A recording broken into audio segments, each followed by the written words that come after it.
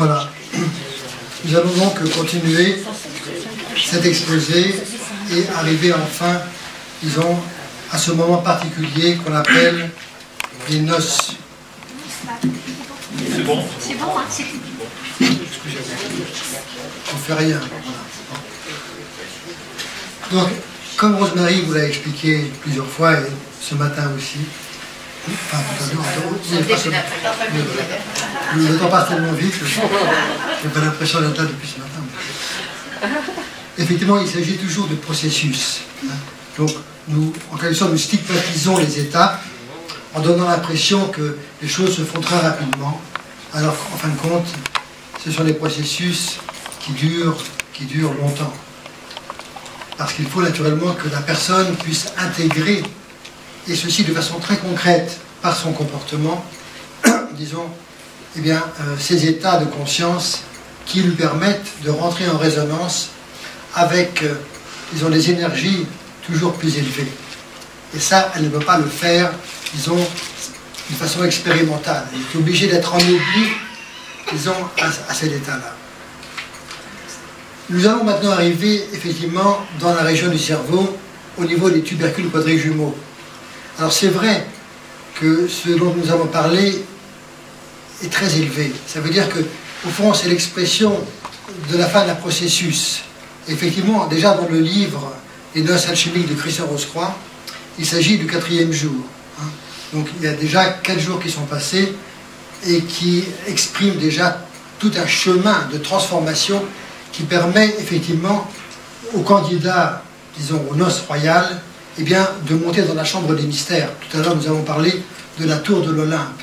Donc, on peut imaginer que, parce que le candidat s'est suffisamment purifié, eh bien, ce feu du cœur, il a été touché par un feu dans le cœur, et il a pu, disons, stabiliser cette vibration par son comportement, au point que ce feu devienne extrêmement important, suffisamment puissant, pour, par la circulation sanguine, eh bien, s'élever dans le sanctuaire de la tête et commencer, eh bien, à irradier l'hypophyse. Et c'est là que nous nous trouvons actuellement. Effectivement, le cerveau, eh bien, on peut le considérer comme la salle des noces. Alors, juste un petit mot sur, disons, le côté imagé, on peut dire, du conte. Et vous devez savoir que la plupart des contes initiatiques, et même souvent des contes qu'on ne sait pas être initiatiques, eh bien, représentent, disons, des processus. Et que tous les personnages, eh bien, d'une histoire, en fin de compte, n'expriment et n'illustrent que des états relatifs à une seule personne. Vous pouvez, soit vous prenez Ali Baba, les 40 voleurs, Blanche-Neige et les 7 nains, ou alors l'Évangile, tout simplement. Quand vous prenez les différentes personnes de l'Évangile, eh bien, vous avez là des traductions de différents états d'une même personne au cours de son chemin initiatique. Un jour, peut-être, vous aurez accès à une conférence ou à un livre qui vous permettra de mieux comprendre, eh bien, au fond, la magie du conte.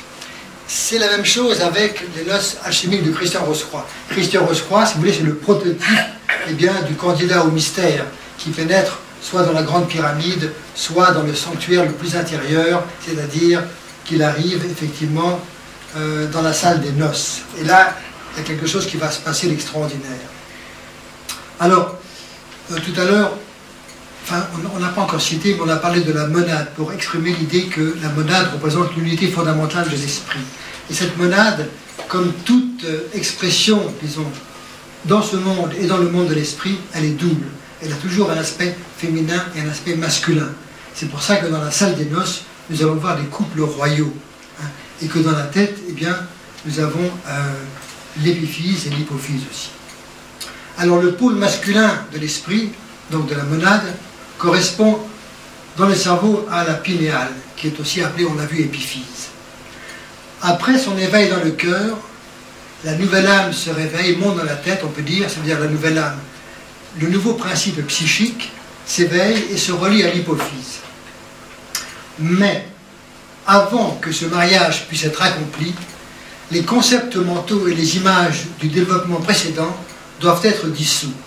Alors, tout à l'heure, Rosemary a parlé de tous les processus mentaux, effectivement, que nous retenons et qui constituent notre identité. Eh bien, ça, c'est une partie du processus.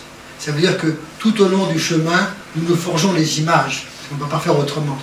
Mais que ces images que nous nous formons ne sont jamais la réalité. Et que nous devrons, à un moment donné, les abandonner aussi. Toutes les perceptions, toutes les pensées et sentiments de l'existence vécue jusqu'à présent ont laissé des traces dans le cortex cérébral sous forme de billions de synapses. Tout ce que vous percevez, tout ce que vous ressentez, tout ce que vous vivez, eh bien, est inscrit dans cette mémoire, disons, corticale.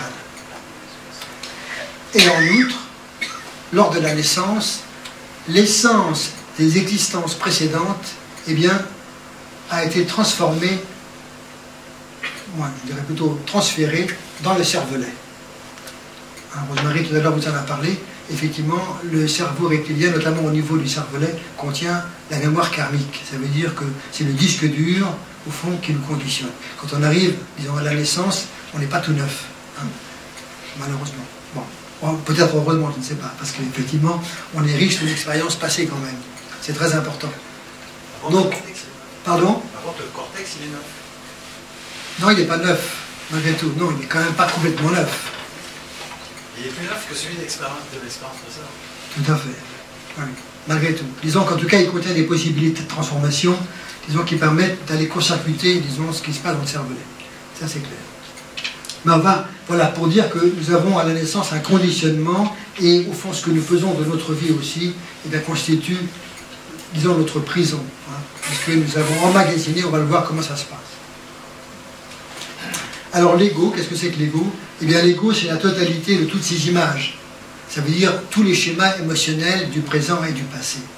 L'ego, c'est la structure de notre passé individuel. Et l'ego est incapable de transposer une expérience ou une perception dans le présent actuel, par les organes, par l'activité des organes sensoriels. L'ego ne reçoit aucune image objective de la réalité. Alors ça, c'est important. Ça veut dire que tout ce que vous voyez est constamment référé à ce qui est emmagasiné dans le cortex et dans les cerveaux reptiliens, et puis renvoyé à la conscience. C'est-à-dire que même au niveau sensoriel, par exemple, vous savez très bien que les sens ne perçoivent jamais directement la réalité. Ça veut dire que vous recevez une information, on peut dire de type électrique, qui est envoyée au cerveau, qui la décode et qui la renvoie au organe des sens. Ça veut dire qu'il y a d'abord une transformation qui s'est faite, mais elle se fait sur la base, bien sûr, de tout ce qui est inscrit dans le cortex. C'est quand même important, puisque nous nous rendons compte tout d'un coup que nous n'avons effectivement aucune vision objective de la réalité. Hein?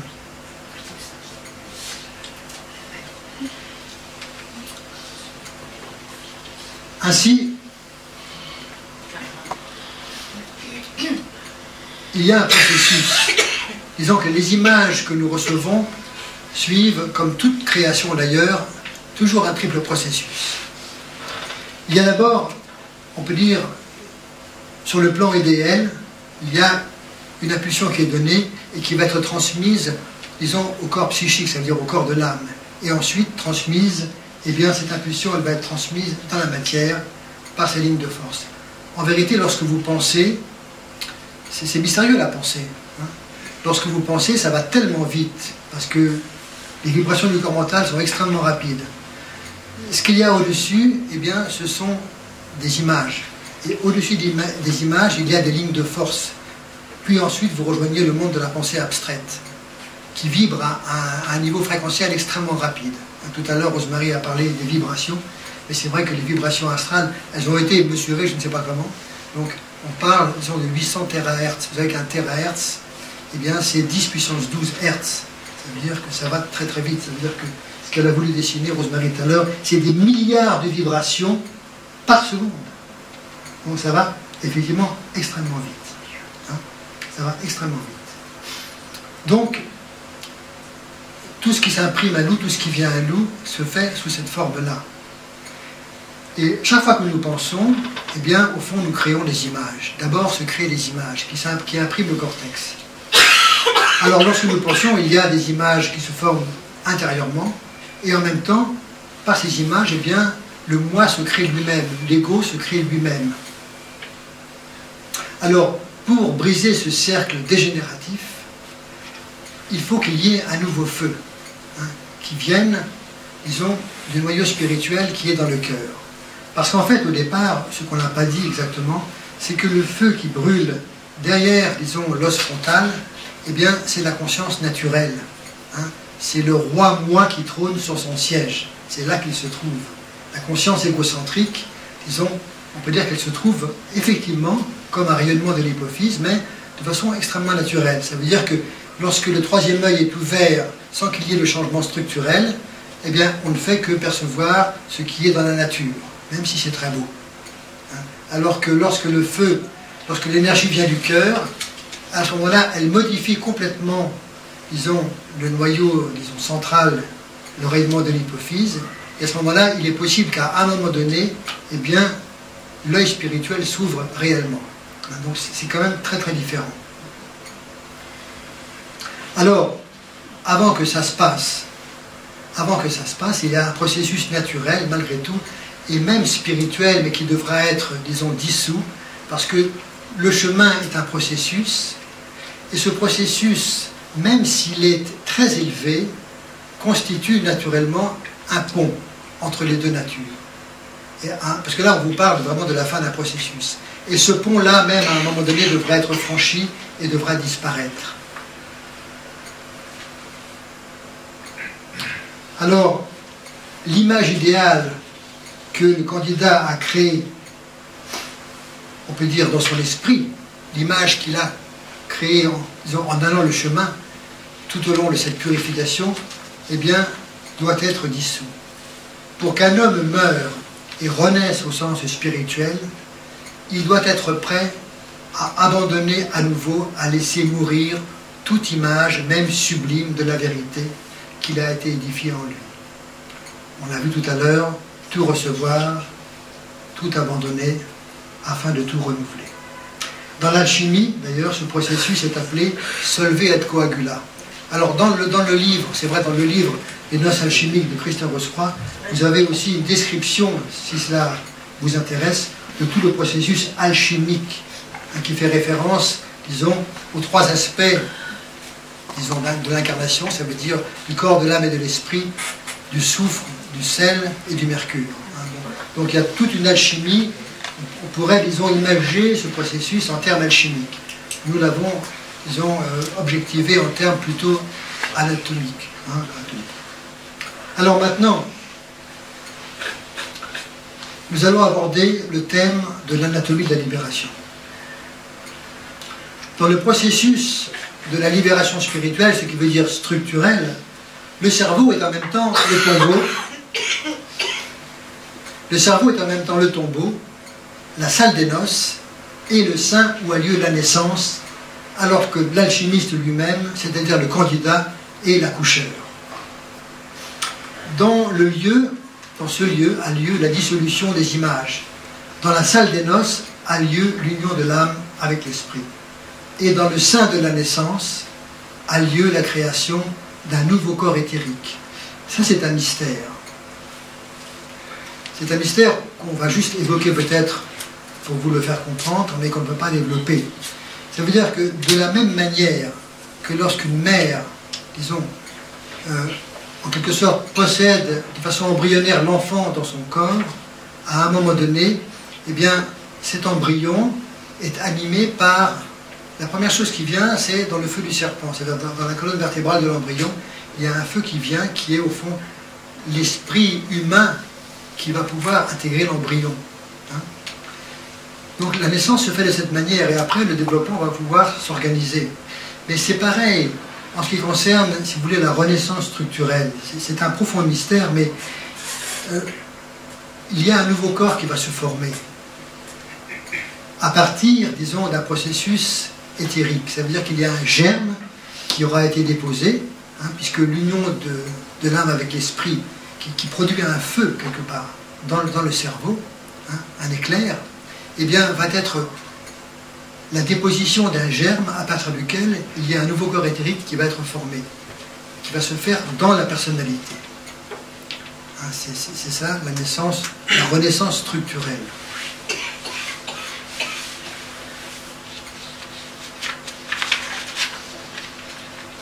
Nous allons maintenant alors revenir sur l'anatomie du cerveau, donc dans les environs proches de la pinéale.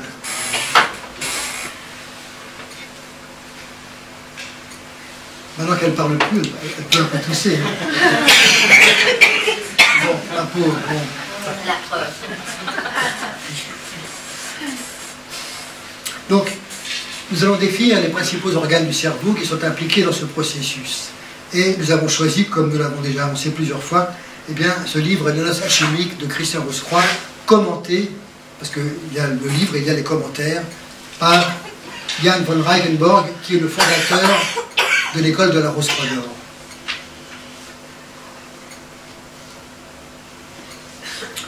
Cette histoire, donc, alors, on va arriver au moment des noces. Peut-être tu peux projeter la salle des noces.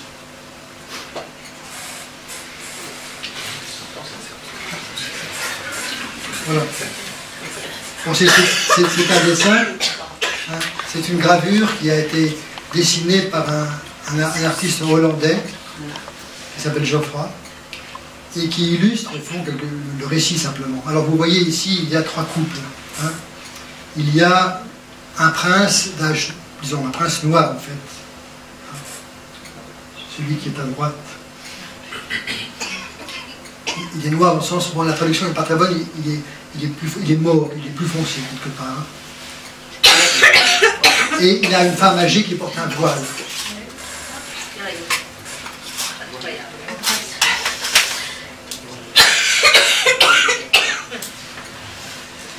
C'est pas grave. C'est pas grave. Donc il y a ce roi noir, disons, et une femme âgée qui porte un voile. Ce qui rappelle au tubercule, au follicule. Oui, oui, exactement. Alors nous allons faire, si vous voulez, une espèce d'analogie entre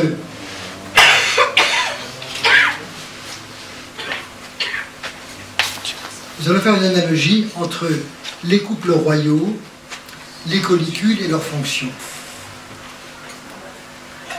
Parce que il faut comprendre que nous allons assister, en quelque sorte, on peut dire à une décapitation. Ça veut dire que nous avons ici 3 couples qui vont être décapités. Alors, on va essayer d'expliquer pourquoi. Pourquoi est-ce que les collicules, disons, supérieures, qui sont les collicules, disons, acoustiques? Non, visuelles.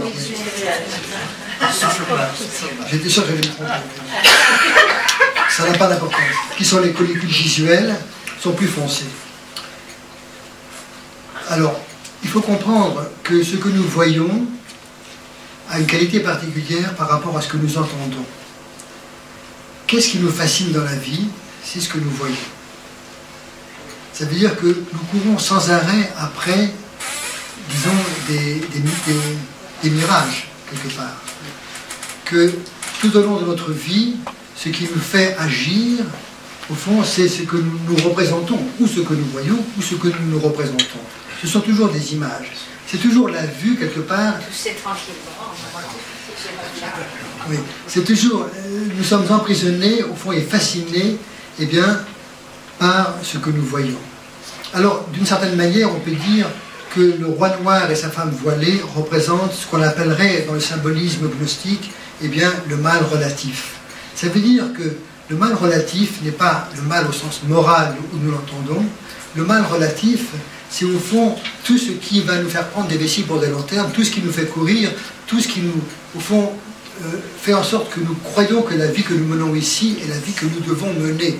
Hein. Tout ce qui nous enracine dans cette vie constitue, on pourrait dire, par rapport à un bien supérieur, à ce qu'on appellerait le mal relatif. Hein. Voilà. C'est pour ça que, d'ailleurs, le mal relatif, vous voyez, a un aspect masculin et féminin. Ça veut dire qu'il ne s'agit pas de la femme et de l'homme, attention. Il s'agit du principe masculin et du principe féminin, ce qui est très différent. Ça veut dire que le mal relatif, au fond, a un côté suggestif et un côté réalisateur. Hein. Ça veut dire qu'il y a en nous quelque chose qui nous suggère de réaliser, d'avoir un objectif disons, terrestre, et ensuite nous le réalisons. Et quand nous l'avons réalisé, eh bien, nous passons à autre chose parce qu'il ne peut pas nous satisfaire. Donc nous courons peut-être toute notre vie, ou de vie en vie, à travers les objectifs terrestres. Et, si vous voulez, ce roi noir et cette femme voilée, eh bien, représentent le calice d'amertume que nous devons boire tout au long de notre vie. Et c'est représenté, en quelque sorte, par eh bien, les collicules, disons, qui correspondent à la vision. Donc, ça veut dire que toutes les images que nous nous sommes formées, eh bien, à un moment donné, doivent être dissoutes. Hein? Même les images les plus sublimes. Parce qu'en fin de compte, c'est toujours le moi, quelque part, qui cherche, disons, à réaliser quelque chose ici-bas.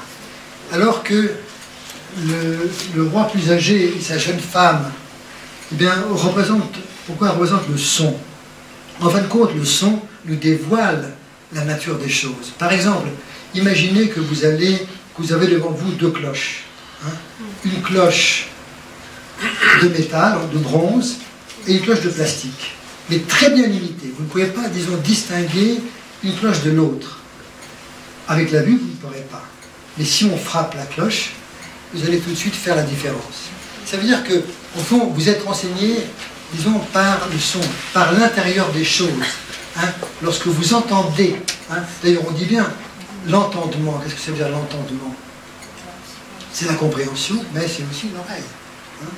Vous voyez, ça veut dire qu'il y a plein de vocables en français, notamment aussi pour la vision, avoir une vue claire, hein, avoir une vue...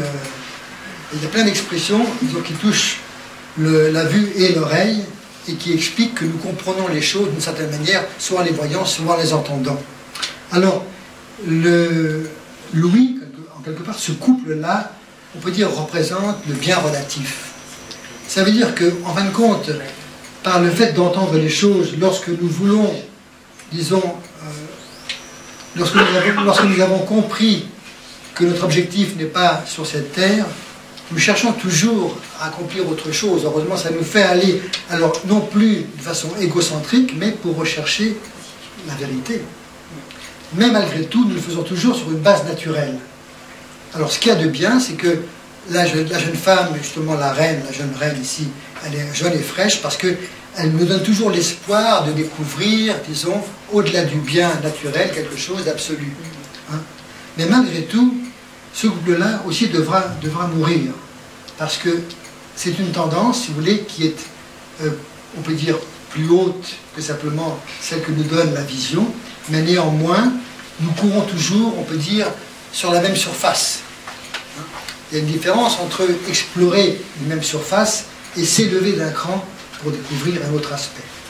Donc vous avez là, si vous voulez, ces deux couples royaux, donc, qui représentent donc les collicules inférieures et supérieures. Mais vous avez aussi un troisième couple. Hein, donc vous voyez qu'ils sont assis, au fond, c'est un jeune couple, qui représente l'hypophyse et l'épiphyse dans le cerveau. Hein, et vous voyez qu'ils ne sont pas encore couronnés. Hein, la couronne, disons, est comme suspendue au-dessus de leur tête, parce que c'est simplement à un moment particulier, lorsqu'effectivement l'état, disons, de conscience du candidat aura atteint ce niveau où effectivement, eh bien, ces vieilles mémoires auront été complètement effacées parce qu'il aura réussi par son comportement. Comprenez bien que l'incidence, disons, dans le cerveau d'un processus ne peut être, disons, réalisée que parce que la personne incarne ce processus dans sa vie. Ce n'est pas quelque chose qu'on peut faire mentalement. Parce que si vous incarnez quelque chose dans votre vie, eh bien, vous rentrez en résonance avec ce que vous avez incarné. Sinon, ça reste, disons, une imagination. Hein. Tout à l'heure, on l'a vu, nous créons des tas d'images extraordinaires du chemin ou de la vie, peu importe. Nous avons plein de projets qui, en partie, se réalisent, mais en partie sont absolument irréalisés. Et tout ce qui n'est pas réalisé constitue la prison, disons, inscrite dans le cortex. Donc c'est important. Donc là encore, vous avez un aspect du chemin qui nous mène dans la réalité. C'est-à-dire que pour autant que vous n'avez pas réalisé certaines choses, vous ne pouvez pas prétendre, disons, obtenir un changement structurel. Effectivement, à un moment donné, donc, ces 6 personnages sont décapités. Alors l'auteur, parce que là je cite l'auteur, il dit « Ce qui va suivre est un événement qui paraît macabre. Avant de célébrer les noces, les 6 personnages sont décapités et le bourreau lui-même est mis à mort. » Une certaine justice quand même. Bon. Pour les morts. Comment vous avez dit que c'était le chercheur? Pardon? Qui était le chercheur? C'est la personnalité, c'est ça? C'est peut-être la force Judas. Vous allez voir. Donc en premier lieu, là c'est un rappel, nous vous rappelons que lorsque nous évoquons tant d'homicides et de sang, nous ne devons jamais oublier qu'il s'agit d'indications symboliques, naturellement.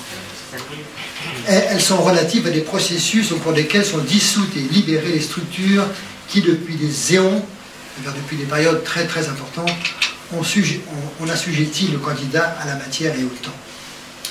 C'est-à-dire, avant que l'âme puisse se connecter à l'esprit, c'est-à-dire que l'hypophyse puisse se relier quelque part à la pinéale, nos vieilles valeurs, nos croyances et leur cortège d'images doivent être abandonnés de manière structurale. L'exécuteur de la sentence, qui est-ce? Pardon? Oui, mais qui en nous? Nos égaux. Oui, et qui dans l'ego? Quelle est l'énergie? Quelle est l'énergie qui nous fait agir? C'est la volonté. Voilà. Ben, vous saviez, vous l'avez deviné. Donc, l'exécuteur de la sentence est la volonté du candidat qui doit aussi mourir. Et donc là, il s'agit d'une transmutation. Il ne s'agit pas des morts physiques. Non, non, bien naturellement. Non, mais ça, on a compris. Il ne s'agit pas d'une mort physique, il s'agit d'une mort, disons, intérieure. Donc nous venons de voir ensemble comment ces processus psychiques, physiologiques, peuvent interréagir de manière à être la base d'un changement structurel. Nous venons d'examiner quelques aspects qui ont lieu dans le cerveau. Cet arc de lumière, qui est rendu possible par le fait que le troisième ventricule est baigné dans une matrice dans laquelle il y a un liquide, naturellement. Il y a un processus de transformation alchimique qui a lieu au niveau du troisième ventricule et qui permet, disons, à cet arc de lumière de pouvoir se manifester. Alors naturellement, aussi Rosemary en a parlé tout à l'heure, nous faisons toujours mention de ces choses, mais il faut se rappeler que toutes ces choses sont des processus, malgré tout. Et qu'il ne faut pas les voir comme, si vous voulez, instantanés. Ce sont des processus qui prennent du temps, il y a des attouchements, il y a des mouvements de va-et-vient, disons, entre, on peut dire, le candidat et la lumière, heureusement qu'il lui permet d'avancer à son rythme, parce que s'il était touché directement par un tel niveau de fréquence, il serait évidemment instantanément grillé. Pour ne pas dire caramélisé.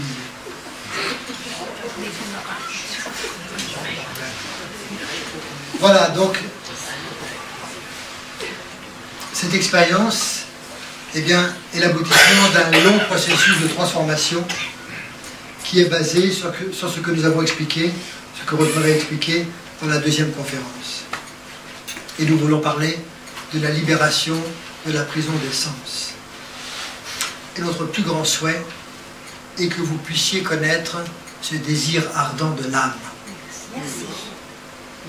Alors, nous vous souhaitons une très belle vie.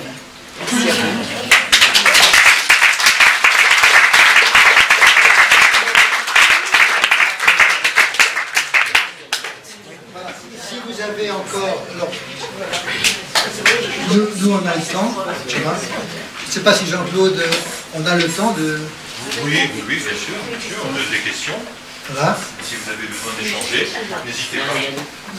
Si la matière était vaste et importante. Oui, vous vous étirez, d'accord. J'ai beaucoup de questions, mais j'arrive peut-être trop. Il y a trop de questions. C'est une espèce d'ananas qu'on voit sous la table. C'est pas une représentation de la pinéale en clair. de pommes de pain.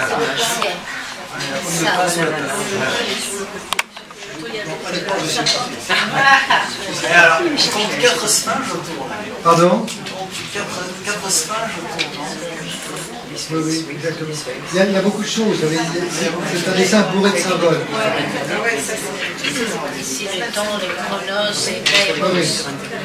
Il y a beaucoup de symboles. Chaque symbole se réfère à disons, un aspect du voyage de Christian Rosecroix lorsqu'il arrive dans la salle des noces, et notamment de l'état dans lequel se trouve son cerveau. Alors, on n'a pas voulu, disons, s'attarder sur tous les détails qui n'auraient pas beaucoup d'intérêt, mais si ça vous intéresse, alors lisez le livre.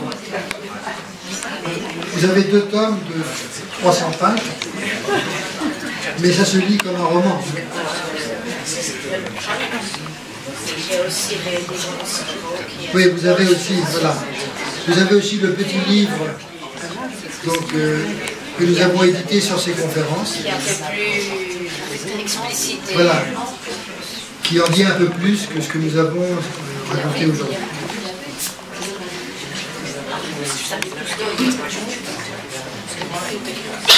Avez-vous étudié l'os ethmoïde? Bien que ce ne soit pas directement le cerveau, mais l'os ethmoïde. Oui. Avez-vous étudié sa place, son rôle précisément? L'os ethmoïde est un os criblé, effectivement, oui, qui permet, disons, d'inhaler des substances éthériques, hein, effectivement. Parce que c'est vrai que par l'os ethmoïde, il y a des influences qui arrivent directement, disons, dans la zone du cerveau. C'est en relation à la respiration, il y a ces nouveaux éthers qu'on peut respirer autrement. Oui, madame. J'ai lu que la glande pinéale pouvait s'encrasser. Que la glande pinéale peut aussi se cristalliser, oui, carrément, se durcir, oui, naturellement. Que c'est calcifié. Que c'est calcifié, oui, oui.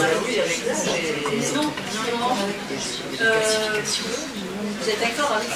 On ne connaît pas les processus, mais en effet, lors quand même, de... les écrans électromagnétiques sont aussi une cause. On ne connaît pas, mais lors de radios simples, profil de crâne, on voit relativement souvent des pinéales calcifiées. Mais on ne sait pas, la médecine n'explique pas le pourquoi. Donc, quand elles en sont à ce processus-là, il ne peut plus y avoir ce processus de... Non, c'est pas forcément. On ne sait rien. De manière incomplète. Il y a toujours l'organe éthérique. Hein. Il y a toujours l'organe éthérique. Alors, on ne sait pas. C'est comme il y a beaucoup de gens qui ont des problèmes de thyroïde, mais il a l'organe éthérique. Je pense que par rapport à une force spirituelle, quand le désir ardent de l'âme s'est fait entendre beaucoup, je ne pense pas que ce soit un obstacle. Parce qu'autrement, on serait tous un peu greffés. Surtout à un certain âge, on a tous un moment ou un autre. La pinéale, c'est encore un organe qui était assez mal connu. Très, très mal connu. Disons que quand on l'a décrit anatomiquement, là, à l'époque où Jan van Regenborg a écrit ce livre, c'est assez étonnant tout ce qu'il peut dire à propos de la pinéale, justement, par rapport aux connaissances qu'on avait à l'époque, parce que ça a été écrit, disons, les commentaires ont été écrits dans les années 40. Pardon, vous n'avez pas parlé de l'hippocampe. Non, c'est-à-dire c'est plus en relation avec l'hypophyse. L'hypothalamus, le thalamus, tout ça c'est plus en relation, mais non. C'est le centre de la mémoire. Le centre de La mémoire. C'est un des centres.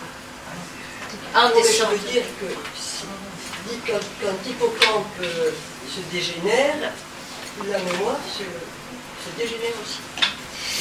Non? Vous savez, on a fait des essais très surprenants et pas toujours, à mon avis, très éthiques, mais bon, paraît-il que c'est les besoins de la science. On a enlevé pas mal de cerveaux de rats. D'abord, on les a fait mémoriser des routes pour trouver la nourriture, et on a enlevé une partie d'un lobule du cerveau, et après un autre et un autre. Et les rats continuent à aller, ils ont mémorisé leur endroit pour aller manger. Donc, c'est pas trop bien. C'est sûr qu'il y a une relation avec la mémoire. Hein? Non, il a une relation. Il n'y a pas qu'un hippocampe, parce qu'on a dit toujours l'hippocampe, il y en a deux. Il y a encore beaucoup à étudier sur le cerveau. On connaît vraiment peu. Oui, il faut comprendre une chose, c'est qu'il y a une plasticité du cerveau donc, qui est possible, qui rend possible des fonctions par le fait du corps éthérique. Au moment où vous avez une partie, disons, qui disparaît, eh bien, comme elle existe au niveau de la matrice, elle peut être réorganisée au niveau du corps. C'est le phénomène des membres fantômes. On vous enlève une jambe et le patient de toute la vie a décrit des douleurs parfois atroces. Et tout le monde, avant, vous êtes un peu... Hein, et maintenant, on décrit les membres fantômes. Il n'a pas la fonction du membre. Il n'a pas la fonction du membre. Non, bien sûr. Mais le cerveau peut se reconstituer. Oui, mais éthériquement, il y a quand même... Vous savez, c'est très connu, un monsieur, je crois que c'était aussi un naturopathe ou quelque chose comme ça, un thérapeute en tout cas, qu'il a eu un accident entre les années 70-80 aux États-Unis, sorti dans la télé, comme ça. Il avait son avion privé, enfin l'accident, il est resté paralysé, tétraplégique. Ces messieurs pouvaient seulement bouger les paupières. Et il a dit, ça c'était le mois de mars, il a dit, à Noël, je sortirai debout. Bon, tout le monde a dit, bon, la pauvre monsieur, voilà, sous les chocs, il avait avec respiration artificielle, etc. Quelques jours plus tard, il n'avait plus besoin de respiration artificielle. Quelques jours plus tard, il pouvait se nourrir pas seulement avec la sonde, mais il commençait. Ça, c'était le mois de mars. Faisons version courte. Le 24 décembre, et c'est filmé, hein, j'ai vu le film. Bien sûr que le monsieur ne sort pas en sautant, on est d'accord, il est avec une canne, même deux, mais il marche. Il marche. Il s'est reconstruit lui-même. C'est clair que pas tout le monde a telle capacité de concentration. Ces messieurs connaissaient déjà des techniques particulières, mais la capacité du cerveau est vraiment très encore méconnue, inconnue. C'est pas du miracle, c'est simplement des choses qu'on ignore et qu'on ne sait pas utiliser. Mais la mère, que l'enfant est sur un camion, il y a des photos, et la mère arrive à soulever 1 centimètre peut-être, ou même 2 centimètres, suffisamment un camion poids lourd pour que le gamin, mais elle ne réfléchit pas. Et c'est impossible d'avoir cette force. Mais il y a des tas de choses qu'on ne connaît pas, mais ça ne veut pas dire qu'elles n'existent pas. Simplement, on n'a pas encore l'explication rationnelle. Mais ça existe. Et ils ne sont pas des miracles, c'est simplement qu'on a beaucoup d'ignorance encore.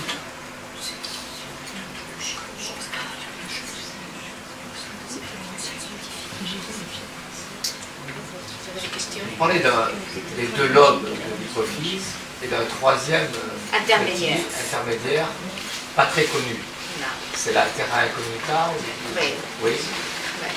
Ça n'intéresse pas. Pour le moment, enfin peut-être ça intéresse à quelques chercheurs, mais disons, il n'y a pas des tonnes d'articles sur les lobes intermédiaires de l'hypophyse. Mais je pense qu'il doit y avoir une circulation intermédiaire qui fait que l'adénohypophyse et la neurohypophyse peuvent s'interconnecter par l'intermédiaire de ces vaisseaux entre les deux. Ça, il a déjà un lien d'unification, intermédiaire. Mais est-ce qu'il peut y avoir un lien avec une réactivation d'ADN? De l'ADN? Par rapport à tout ça, est-ce que ça... Par rapport à l'hypophyse ou par rapport à ce qu'on disait? Non, par exemple, le fait de l'illumination lapinale, est-ce qu'il y a après une réaction? Nous travaillons avec un appareil qu'on appelle la médecine quantique. Bon, c'est une façon d'appeler, c'est pas vraiment des quantiques parce qu'il n'y a pas de quantum. Hein. Mais le physicien qui l'a inventé, ça fait déjà 12-14 ans, il a mis un programme. Quand j'ai vu ces programmes, je me suis dit, mais il est fou ce type-là. parce que c'était pour intervenir sur l'ADN. Or, vous connaissez que l'ADN, vous êtes né et voilà, vous êtes déterminé, plaise ou déplaise. Il y a 2 ans, qu'est-ce que je vois? Des travaux d'une université allemande qui vient de démontrer que l'ADN est modifiable. C'est clair. Évidemment, c'est pas comme ça. Hein? Comment le modifier, tout ça, c'est encore toute une étude. Mais rien n'est figé. Et c'est ça, je trouve, le grand miracle de l'être humain. J'ai entendu des physiciens qui disaient, mais encore le plus miraculeux de l'être humain, c'est le libre arbitre. Ils sont tous en train de savoir, ils ont même fait une formule physique sur le libre arbitre. Ne me demandez pas laquelle, parce que c'est hors de mes moyens. Mais on a tellement de choses à découvrir. Et qui... On est vraiment un chef-d'œuvre. La médecine quantique, il y a des appareils comme Life et... Oui. Tout à fait. Nous travaillons avec les skio, mais Oui, bon, mais c'est toujours les mêmes... Oui, à peu près. Et vous y croyez? Je pensais que... Ça dépend lesquels. Par exemple, Life. Non, mais le principe, disons, on ne va pas faire l'apologie d'un appareil par rapport à un autre, mais le principe, disons, est tout à fait logique. Ça veut dire que dès l'instant où vous connaissez une fréquence particulière, vous pouvez, disons, l'envoyer sur une personne, par exemple, pour obtenir les effets de cette fréquence. Et vous réinformer de la fréquence naturelle, biologique. On l'a fait, disons, ça a été fait en laboratoire de nombreuses fois. D'ailleurs, beaucoup d'expériences ont été faites. Par exemple, Benveniste, il a fait des expériences sur l'héparine, où il a envoyé la fréquence anticoagulante sur du sang, sans substance, et il a empêché le sang de coaguler, rien que par la fréquence. Bon, il y a des centaines d'expériences qui ont été faites. Donc il est logique de penser, disons, qu'avec des fréquences, tout est fréquence. C'est pour ça que le chemin, un chemin spirituel devient compréhensible, parce que c'est la mise en résonance, disons, d'autres fréquences. Hein. Mais il faut la répétition. Vous voyez, quand vous avez des enfants, ils vous disent après manger, il faut se brosser les dents. En général, en tout cas pas les miens, il a fallu répéter ça pendant 2-3 ans. Hein? C'est pas une seule fois et mes enfants ont obéi, ils se sont brossés les dents tous les jours après manger. Non, la médecine quantique, hein, qui agit sur les fréquences, c'est pas parce que vous allez une fois et vous faites un traitement et voilà. Il faut réinformer beaucoup de fois. Parce qu'il faudrait regarder les risques des bulles. Donc c'est par l'esprit. Qui réalise Il y a des personnes qui guérissent. Des coupeurs de feu. Ah oui, ah oui, mais ça c'est... Oui. Ça, même les hôpitaux, ils emploient ces coupeurs de feu. Ça c'est sûr. Et tout là, on ne s'entre pas dans ces conférences, mais on connaît les fréquences vibratoires, et à partir de cette nature, cet univers, vibre à un maximum de X terahertz, et après il y a la barrière du son, et après il y a d'autres fréquences que nous ne pouvons pas atteindre comme ça normalement. Et au fond, les buts de toutes les écoles initiatiques dans toute l'histoire de l'humanité, c'était de procurer une sorte de brèche pour permettre aux candidats de pouvoir petit à petit, avec des exercices à l'époque ou d'autres manières, de pouvoir accéder, de monter dans cette fréquence vibratoire qui n'est plus de cette nature. Il n'y a pas d'autre secret. C'est toute une histoire de fréquences vibratoires.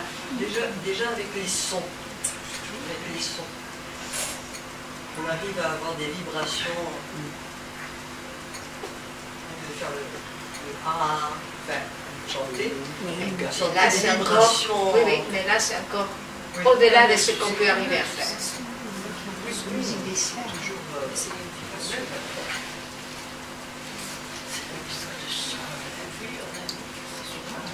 Vous avez d'autres questions très brûlantes, messieurs, qu'il a beaucoup de questions. Non, j'ai baissé mon bras parce que quand vous parliez de modification de l'ADN, je pensais qu'on parlait d'un déclenchement d'une modification naturelle par réveil de l'hypophyse. Et après, vous avez parlé d'expérience. Donc j'ai pensé que ça c'était pas la même chose, je voulais que vous l'expliquiez. Non, non, c'est pas par réveil de l'hypophyse que l'ADN va s'échanger. Non. Ah bon? Pas ma connaissance jusqu'à présent.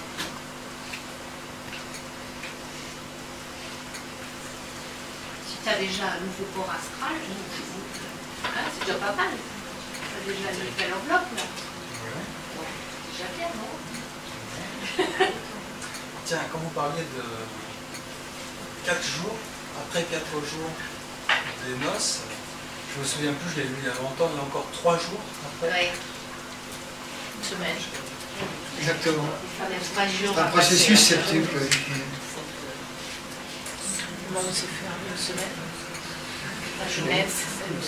Oui, c'est une longue semaine. Tout est septuple.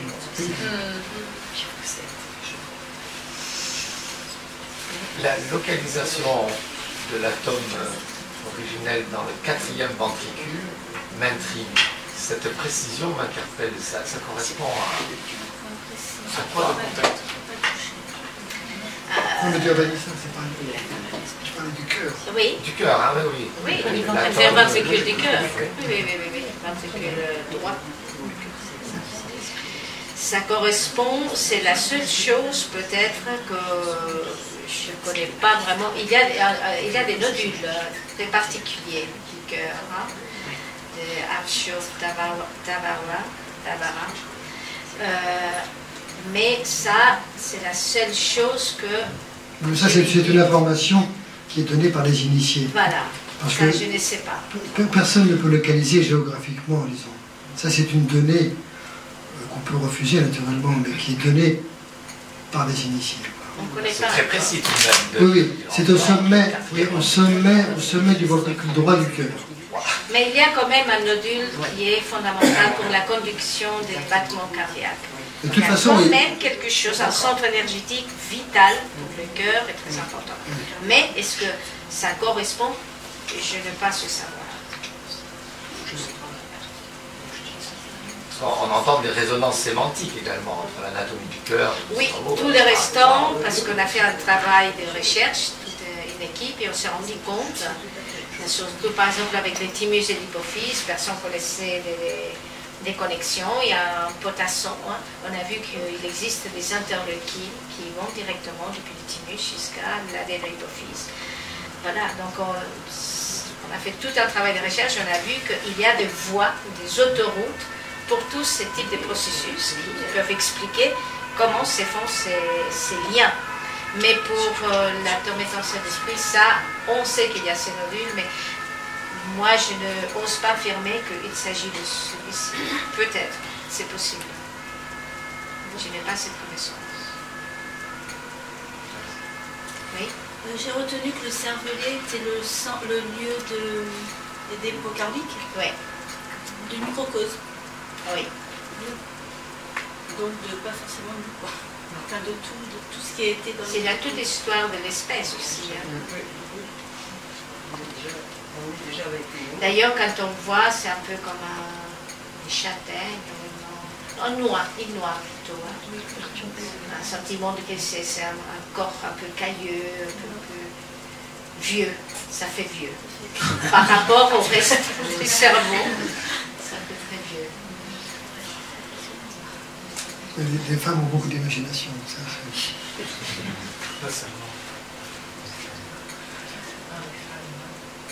Enfin, les hommes aussi.